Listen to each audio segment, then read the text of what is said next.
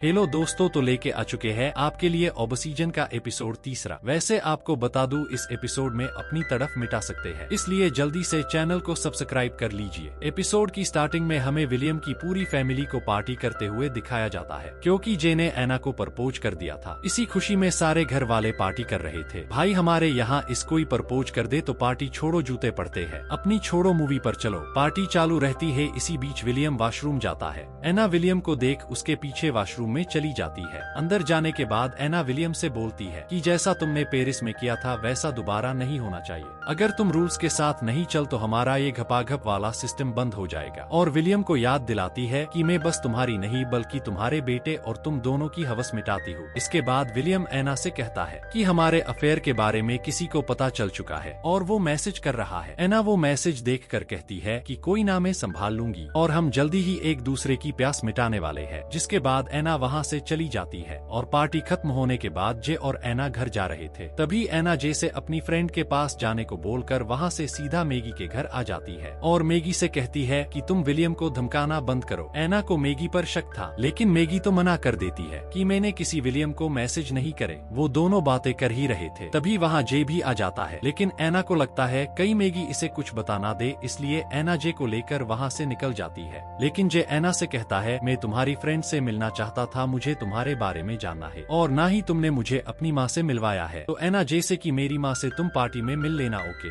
और वो घर आ जाते हैं। अगले दिन विलियम एना के घर जाता है, जहाँ वो इस तीसरे बंदे के बारे में बात करते हैं जिसको इनके बारे में पता था। एना कहती है कि तुम्हें किसी पर शक है, तो विलियम बताता है कि मुझे मेरे कलीग पर शक है। तो एना उसे मैसेज कर एंगेजमेंट पार्टी में इन्वाइट कर देती है, जिसके बाद दोनों वहीं पर शुरू हो जाते हैं और अपना काम करते हैं। अगले दिन एना और जे की एंगेजमेंट पार्टी होती है, जहाँ विलियम की कलीग भी आई थी जिसको एना ने बुलाया था। एना उसके पास जाकर अपना शक दूर करती है कि कहीं ये तो नहीं है मैसेज करने वाली, लेकिन उसको ऐसा कुछ भी नहीं पाता था। इसके बाद एना विलियम के पास आकर उसे बताती है कि तुम्हारी कलीग तो नहीं ही, शायद कोई और है। तभी विलियम बताता है कि एक और मैसेज आया है जिसमें लिखा है कि जे को अगर तुम नहीं बताओगे तो मैं बता दूंगा। इससे एना डर जाती है और विलियम की अपना मूड ठीक करने की बोलती है। तभी एना की मोम भी वहाँ आ जाती है, जो विलियम से मिलती है। उसके बाद एना उनको जे से मिलवाती है। तो एना की मोम जे को देखकर बोलती है कि तुम तो बिल्कुल मेरे मरे हुए बेटे की तरह दिखते हो। लेकिन जे को तो एना के भाई के बारे में कुछ पता नहीं था, लेकिन फिर भी एना किसी तरह बात को संभाल लेती है। जे एना की मोम को अपनी माँ से मिलवाता है। उधर विलियम को एक और मैसेज आता है कि सभी के स्पीच खत्म होने के बाद मैं सबको बता दूंगा। विलियम इस मैसेज को एना को फॉरवर्ड कर देता है। उधर जे की बहन सेली अकेली बेटी थी, तभी एना उसके पास जाकर बैठ जाती है। तो सेली एना को बताती है कि मेरे बॉयफ्रेंड ने मुझे छोड़ दिया है, शायद किसी और लड़की के लिए, लेकिन तुम्हारा अच्छा है, मेरा भाई जे तुमसे बहुत प्यार करता है। तो एना भी सोचती ही कहीं मैं जे के साथ गलत तो नहीं कर रही हूँ ना। इसके बाद अंदर पार्टी में जे की मोम सभी के सामने स्पीच देती है और सबको बताती है कि आज हम सब यह एना कर जे की शादी की बात करने के लिए आए हैं और शादी सिर्फ भरोसे पर टिकती है। लेकिन जे की मोम शक भरे अंदाज में विलियम की ओर देखते हुए कहती है कि जब मैं विलियम के ऑफिस गई तब मुझे विलियम वहाँ नहीं मिला, लेकिन मैंने उसके ऑफिस को चेक किया तो मुझे कुछ खास मिला। ये सुनकर एना और विलियम के होश उड़ जाते हैं। लेकिन तभी ओरा बताती है कि मुझे विलियम के ऑफिस में हमारी शादी की एक फोटो मिली, जिसको देखकर हमारे प्यार की यादें ताजा हो गई। उधर एना और विलियम एक दूसरे को ही देखे जा रहे थे। ये सब एना की मोम नोटिस कर रही होती है। जे की मोम जे और एना को अपने प्यार पर भरोसा रखने की बोलती है, जिससे एना और विलियम खुद को थोड़ा शर्मिंदा महसूस करते हैं। स्पीच खत्म होने के बाद एना की मोम एना की साइड में बुलाकर उससे से पूछती है कि तुम्हारे और विलियम के बीच क्या चल रहा है, सच सच बता दो। तो एना बोलती है